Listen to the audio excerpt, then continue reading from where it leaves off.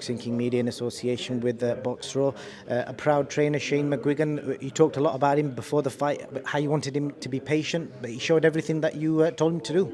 Yeah, exactly. I mean, it's easy to get carried away with yourself, and I knew that he was going to hit Ryland pretty early on and hurt him because he's so sharp early, and he did the right thing. He settled in, even jabbed into the body a few times, kept picking the left hook out because Ryland kept trying to parry the jab. So very, very happy. He obviously they sent him out to the second, and I think it was he sort of recovered, but he had him too badly hurt. So yeah, finished him well.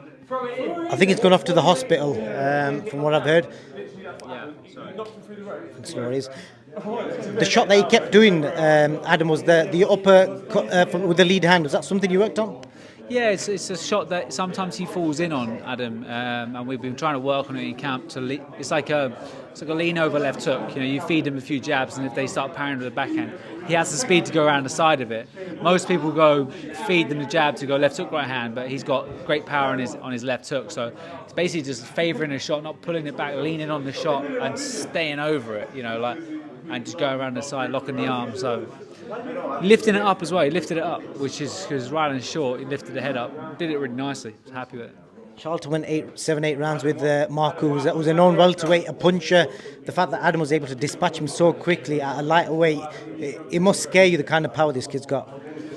He's got unbelievable power, but he's got the speed and the accuracy. That's all it needs. All of the fighters I've worked with in the past have all been decent punchers, but it's the ones that are accurate and quick, and they can sort of feint and then twitch and draw the lead, and they can read the opponent and then pick the shot out. And that's what he can do.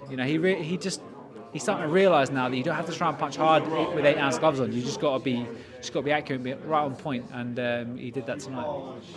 The hardest thing's going to be matching him next. Who on earth does he fight next? And whether it's at British or is it UK level? It's a shame there wasn't a title on the line tonight, because Charlton is good enough to have a title on. Yeah, definitely. But I don't think we need titles even at this stage. It's like we don't want to. He's going to be the face of Sky Sports. I truly believe it. So it's just about getting the right matches. That was at championship rate anyway, so there could have easily been a title, as you said, on the line, but we had it over 10 rounds. We had it in 8-ounce gloves.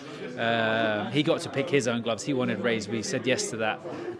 We picked Grant's, and next up I'd like someone like Lucas Ballingall, something like that, Michael McKinson's brother. A couple of losses on his record, but he's tough. I think he'll go rounds. I think we're looking to get out on the 21st of January, so we'll have a shop around. I said Ryland Charlton a few fights ago, but and I'm obviously going to keep dropping these names out there for people and obviously see if they take the bait. But with Ryland, it was just about we managed to get Adam's contract in place, and as soon as we got his contract in place, that secured him X amount of dates and X amount of headlines and stuff. We got those fights. Now we're in a great position. Ben Shalom's going to be willing to push him from a marketing standpoint, and also happy to pay for the opponents. Within reason. Obviously, and I think.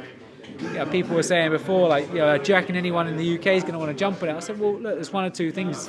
A lot of people thought, like Willie Limon and stuff like that, a lot of people thought Amir Khan on the way through because they had the budget to fight these guys. And I think we've got that. I think we've got the budget.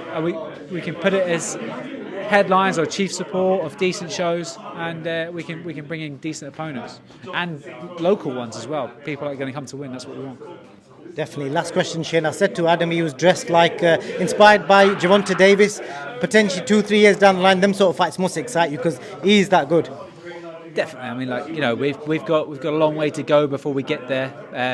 Be 20 years of age. It's about building a superstar, and we're going to do that fight by fight. And these guys are all going to want to be fighting Adam Azim. Shane, I appreciate your time. Thank you.